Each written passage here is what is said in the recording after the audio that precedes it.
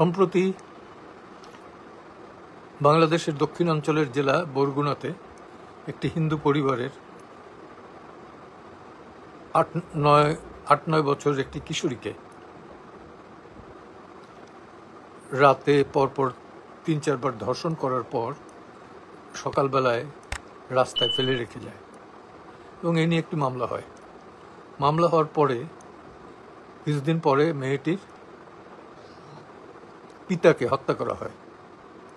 এ অবস্থায় মেয়েটির কোনো বড় ভাই নাই, অন্য কেউ পুরুষ কেউ নেই, আছে তার মা। এ অবস্থায় মামলা কি চালাবে? এবং পরিবারটি কিন্তু হিন্দু, সনাতন ধর্মাবলম্বী। এখানেও একটি ভয়। তো সেখানে অনতিবিলম্বে যদি এই দুষ্কৃতকারীদের গ্রেপ্তার না করা হয়, দুটো মামলা কিন্তু এখানে। একটি হলো এই নাবালিকাকে ধর্ষণের জন্যে, আরেকটি হলো এই নাবালিকার পিতাকে যাতে সাক্ষী দিতে না পারে, যাতে আদালতে শরণাপন্ন না হতে পারে, সেই জন্য যারা হত্যার সাথে জড়িত তাদের বিরুদ্ধে আইনানুগ ব্যবস্থা গ্রহণ করা হোক।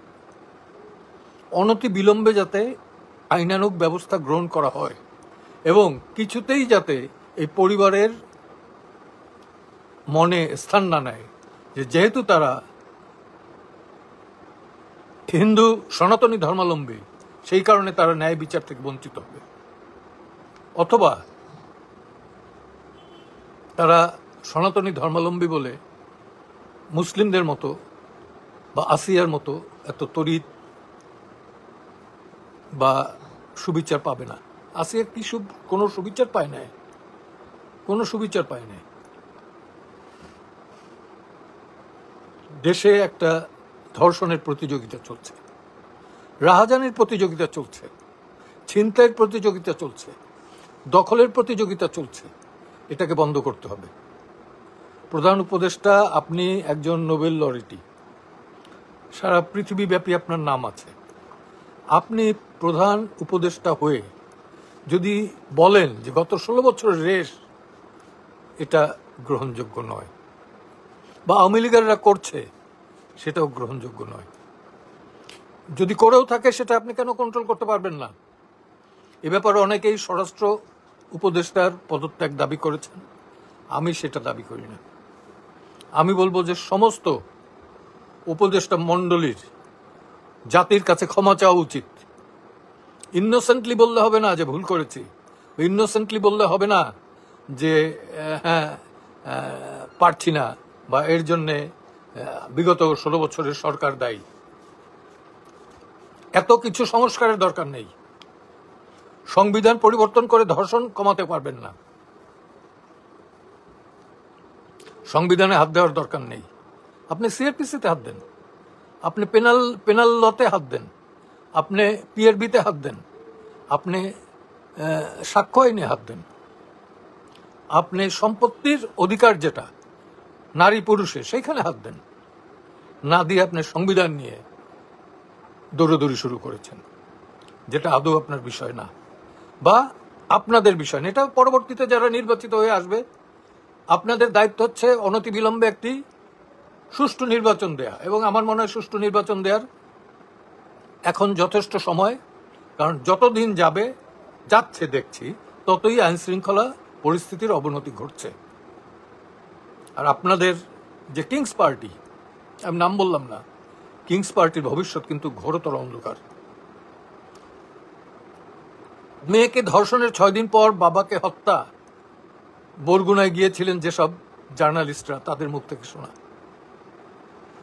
সব মিলে শিশুটির বয়স হয়তো 12 বছর হবে।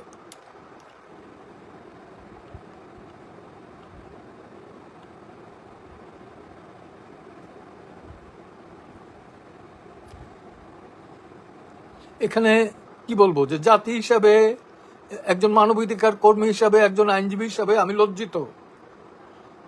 এবং আমার বয়সও একটা, আমি অসুস্থ, সে অবস্থায় কিন্তু আমি ঘুমাতে পারছি না, আমি সহ্য করতে পারছি না।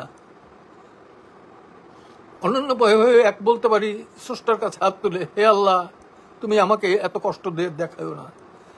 আমি জানি যে এদের পরিবার এবং প্রতিটি মানুষ এদের জন্যে কষ্ট পাচ্ছে। এখন সামগ্রিকভাবে ঐক্যবদ্ধভাবে আমাদেরকে রুখে দাঁড়াতে হবে। কার বিরুদ্ধে? ধর্ষকের বিরুদ্ধে। কার বিরুদ্ধে? আইন অমান্যকারীর বিরুদ্ধে। কার বিরুদ্ধে? এই রাস্তায় গাছ ফেলে যারা গাড়িতে ডাকাতি করে, ধর্ষণ করে, লুণ্ঠন করে তাদেরকে। আর বলার কিছু নাই, শুধু বলবো যে আইনজীবীরা আইনের অঙ্গনে অপমানিত হচ্ছে, বিচারপতিরা, বিচারকরা তাদের অঙ্গনে অপমানিত হচ্ছে। এগুলো কিসের লঙ্ঘন? এগুলো কিসের লক্ষণ? মোটেই ভালো আলামত নয়। ডক্টর ইউনূস, প্রধান উপদেষ্টা দেশের, আজকে বিশাল দায়িত্বভার আপনার উপর। আপনি ওই যমুনাতে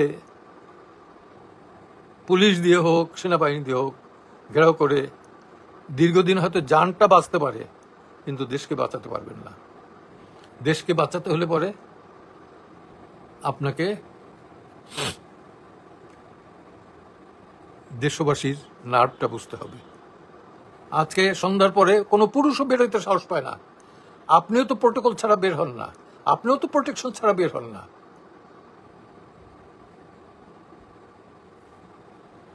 আমি শেষ করব আবার ওই কথা বলে, এই দিন নয়, দিন আরো আছে, ভয়াবহ দিন।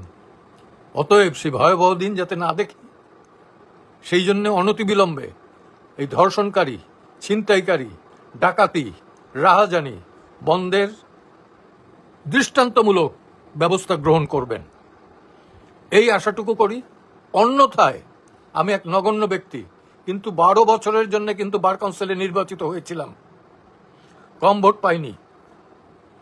বার কাউন্সিলের সাবেক সদস্য হিসাবে আমি অন্তত দাবি রাখব, আগামী 1 সপ্তাহের ভেতরে যদি দৃষ্টান্তমূলক আমরা দেখতে না পাই, কোনো লক্ষণ দেখতে না পাই, তাহলে অবশ্যই প্রতিটি বার অ্যাসোসিয়েশনের সামনে সপ্তাহে 1 দিন হলেও আমরা প্রতিবাদ সভা করব। ধন্যবাদ দেওয়ার কিছু নাই। আপনারা যারা শুনছেন, আমি অনুরোধ জানাবো, প্রতিটি ব্যাপারে অন্যায়ের বিরুদ্ধে সোচ্চার হন, অন্যায়ের বিরুদ্ধে সোচ্চার হন, সেটাই আমাদের জন্য পথ। ধন্যবাদ না দিয়ে এদের বিদেহী আত্মার প্রতি, আমাদের সন্তানদের বিদেহী আত্মার প্রতি, আমাদের নাতির বয়স,